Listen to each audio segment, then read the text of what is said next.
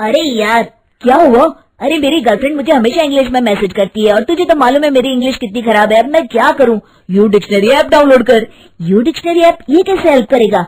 अरे dictionary app में एक बहुत ही अमेजिंग फीचर है, मैजिक ट्रांसलेटर, जो तुझे बस सेटिंग में जाकर इनेबल करना है और उसके बाद अपनी गर्लफ्रेंड के मैसेज में जाकर क्लिक कर, वो खुद उसे ट्रांसलेट कर देगा। ओह वाह, बट मेरा ग्रामर भी कच्चा है यार। अरे तो वही मैजिक फीचर में जाकर तुझे बस ग्रामर ऑप्शन को सिलेक्ट करना है और अपनी मैसेज में जाकर क्लिक करना है, वो ऑटोमेटिकली तेरा मैसेज का ग्रामर ठीक कर देगा और ये मैसेज तू भेज दे बिंदास। वाह, मैं अभी यू डिक्शनरी ऐप डाउनलोड करता हूँ। तो गाइस, जब तक मेरा फ्रेंड ये ऐप डाउनलोड कर रहा है, आप भी डाउनलोड कर लीजिए U dictionary app, link description में दी हुई है, और अपनी इंग्लिश इंप्रूव कीजिए। चमत्कारी बहू की लालची सास।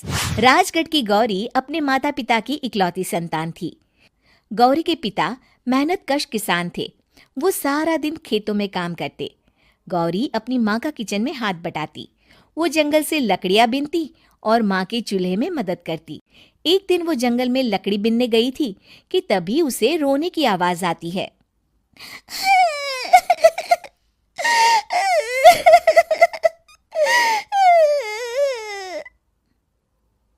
अरे, यहाँ कौन रो रहा है?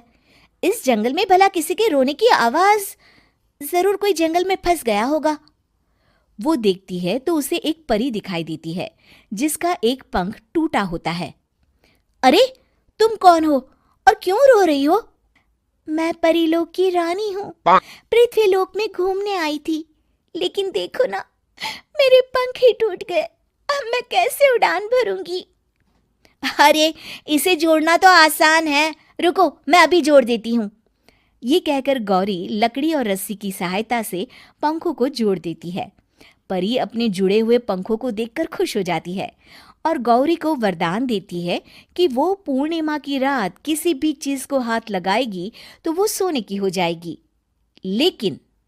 लेकिन गलती से अगर उसने किसी इंसान को छू लिया तो वो अगली पूर्णिमा तक सोने का ही रहेगा। गौरी घर आती है और सारी बात अपने माता पिता को बताती है। गौरी की माँ उसे कहती है, तू भी ना गौरी, सारा दिन परियों की कहानियां पढ़कर स्वप्न लोक में ही रहती है। नहीं माँ, मैं सच बोल रही हूँ। देखो, आज पूर्णिमा की रात है ना, इसलिए डर के मारे मैं कोई सामान भी नहीं छू रही हूँ। अच्छा, ऐसी बात है बिटिया रानी, तो जरा इस घड़े को हाथ लगा दे। गौरी घड़े को जैसे ही हाथ लगाती है वो सोने का हो जाता है। गौरी के माता पिता घड़े को देखकर हैरान रह जाते हैं। अगले दिन गौरी के पिता उस घड़े को सुनार के पास बेचने जाते हैं तो रास्ते में उन्हें कंचा काकी मिलती है। वो सोने का घड़ा देखकर गौरी के पिता से पूछती है, अरे गौरी के बापू, ये पीतल तो बड़ा चमक रहा है। अरे काकी, ये पीतल नहीं, सोना है, सोना बेचने ले जा रहा हूँ। अरे कहीं कोई लॉटरी लग गई है क्या? इतना सोना? गौरी के पिता काकी को गौरी को परी द्वारा दिए वरदान के बारे में बताते हैं। काकी गौरी के पिता की बात सुनकर सोच में पड़ जाती है और फिर अगले दिन काकी गौरी के घर आती हैं। गौरी के बापू, तुम्हारे लिए मैं एक खुशखबरी लाई हूँ। तभी गौरी की माँ पूछती है, क्या खुशखबरी है काकी? अरे तुम्हारी बेटी का रिश्ता मैं अपने बेटे से करना चाहती हूँ। अरे कब तक अपनी सयानी लड़की को घर पर बिठा कर रखोगी? हाँ, देखो काकी, मैं ऐसे ही व्यक्ति से अपनी बेटी की शादी कराऊंगा जो गौरी के वरदान से नहीं, उसके गुणों को समझे। अरे हमें तो गौरी के गुण अच्छे लगे, इसीलिए तो आ गई हूँ मैं। फिर गौरी के माँ बाप मान जाते हैं और उसकी शादी काकी के बेटे से हो जाती है। अगले दिन, अरे गौरी, कल पूर्णिमा की रात है, तुम्हारे पिताजी परी के वरदान के बारे में बता रहे थे, तो मैं ना कुछ चीजें रख दूंगी, जरा हाथ लगा देना। तभी गौरी का पति वहां आ जाता है और अपनी माँ से कहता है, माँ, क्या जरूरत है गौरी के वरदान को इस्तेमाल करने की? वैसे भी मेरी मेहनत से घर तो चल ही रहा है ना।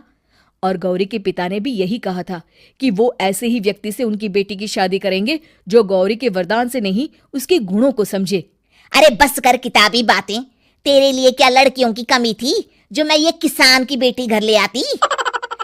और सुन गौरी, कल अगर तूने सारी चीजों को सोने का नहीं किया तो मैं तुझे घर से निकाल दूंगी और अपने बेटे की दूसरी शादी करवा दूंगी, समझी? इतना कहकर गौरी की सास वहां से चली जाती है। अगली पूर्णिमा की रात गौरी की सास गौरी के सामने ढेर सारे बर्तन रख देती है और कहती है, जल्दी कर गौरी, रात खत्म हो जाएगी, जल्दी जल्दी इन सारे बर्तनों को हाथ लगाकर सोने का कर दे। गौरी करती भी तो क्या, वो जैसे ही एक छोटे से बर्तन को छूने वाली होती है कि उसकी सास भड़क जाती है। क्या मजाक बना रखा है, इतने छोटे से बर्तन में क्या होगा, ये ले, ये बड़ा वाला बर्तन। जैसे ही बड़ा सा बर्तन लेकर गौरी की सास उसकी तरफ बढ़ती है, वैसे ही बर्तन के बाहर से वो धड़ाम से गिर जाती है। सास को गिरा देख गौरी उन्हें संभालने दौड़ती है और वो सास को हाथ लगाकर कहती है, अरे सासू माँ, क्या हो गया आपको, कहीं चोट तो नहीं लगी ना? लेकिन जैसे ही वो हाथ सास से हटाती है तो देखती है कि उसकी सास सोने की हो गई है। गौरी सोनी की सास को देखकर रोने लगती है और अपने पति से कहती है,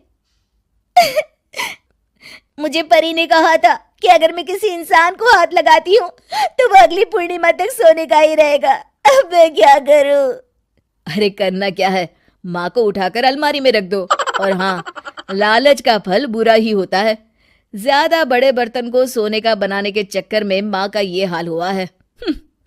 ये कहकर वो दोनों माँ की तरफ देखने लगते हैं।